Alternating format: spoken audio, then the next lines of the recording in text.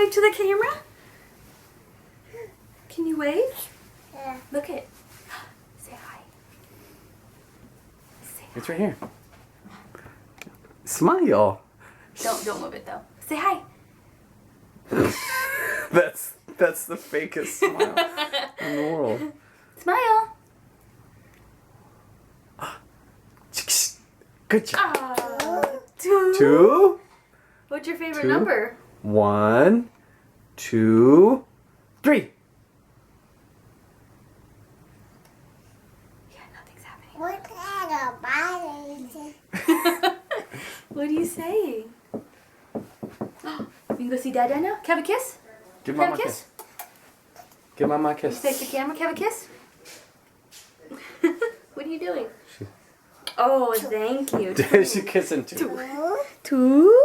Bye-bye. Hi guys, and welcome back to this week's video. It's another update video for you. I am 23 weeks along, and there's a lot to update you on, so let's get started.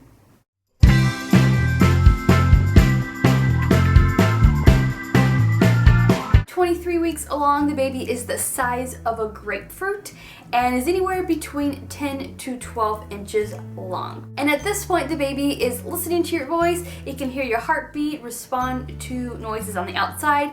We were actually at church this morning and worship is pretty loud, and he was moving like crazy during worship this morning, and it was kind of fun. So I had my last doctor's appointment at 21 weeks, and at that appointment I had only gained 2 pounds in that last month, which is the total weight gain of 4 pounds for the entire pregnancy. He said that's totally fine. I'm gonna gain a lot more weight towards the end, so there is no worries about that. As far as stretch marks, I don't have any stretch marks yet. I didn't get any with Lily, but I'm really anticipating some with this pregnancy because my stomach feels a lot heavier at times and tight at times, so I'm anticipating stretch marks in this pregnancy.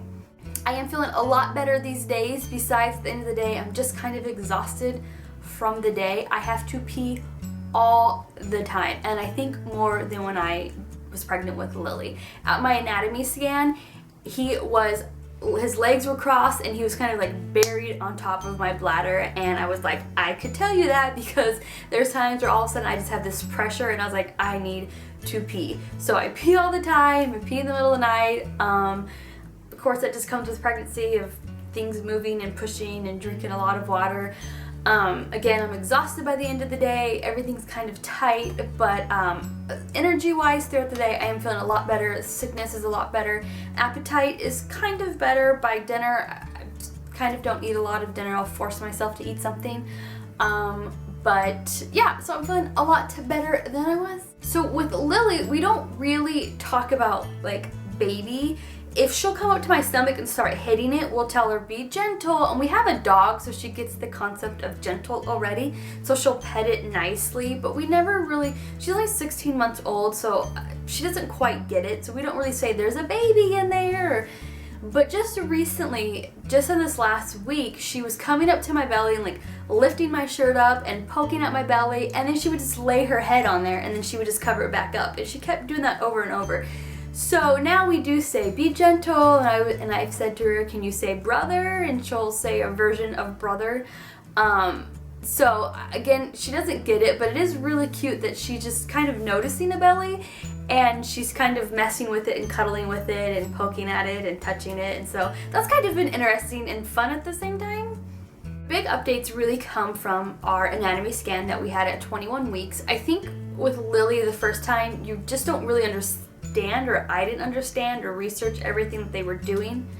And it wasn't until this pregnancy that I understood what they do at the anatomy scan and what they look for and what they scan and what they measure and whatnot. And so I went into it a little bit more cautious, not that there was anything I could do about it, than I did with Lily, and I paid attention a little bit more of what they were doing. And the tech when we left said, okay, you know, your doctor should get we went on a Thursday and she said, oh, your doctor should have the results by Monday or Tuesday and would give you a call with the results. Well, that night the doctor called me and left a message, and I called back that Friday, and I didn't get to talk to him that Friday or that Monday, and it wasn't until the following Tuesday that I was able to talk to him about the results. However, I have online access to my medical records, and they had already posted the results from my ultrasound onto my account, and so I was able to see that Friday what my results were. And there was something that they did highlight on there that was a little bit of concern. When they measure the brain, there's two parts of the brain called the cerebral vertex, something like that they measure, and it is showing that it is borderline dilated, and they have since then referred me to USC to do a more in-depth ultrasound. So when you look it up online, of course online tells you from like best case to the ultra worst case scenario. However, it says anywhere from a 10 millimeters to a 12 millimeters dilation in that part of the head or brain is borderline, is like a mild case, and 90% of those cases really end up being nothing. So on his, one part is measuring 9 millimeters and the other part is measuring 10 millimeters. So it's literally borderline dilation, and the doctor's not really worried. He said it could be something, it could be nothing, but where they're referring me to is specialized in high-risk pregnancies. Not that's what I'm labeled, but because that's what they do, they have better technology and ultrasound machines to get a better look at the baby. So we should be getting a referral to that anytime soon and be making that appointment. So once we're kind of into that appointment, get some bit more details, I will do an update video just on the results from that. So we're not really worried about it. We just continue to pray just health over the baby. So if you are a praying family or people, please just keep us in your prayers, and I will update you guys as soon as we have more information on what is going on. Another thing that came out in the ultrasound, which I kind of had a feeling as well, is that I have, is it an anterior placenta? Anterior? Where the placenta is actually placed between my stomach and the baby. And so when I went into my doctor's appointment originally, I said, I'm not feeling him move that much, like I feel pressure and shifting, and he's like, oh, he's too small, you won't feel him. And I just felt like I should feel a little bit more.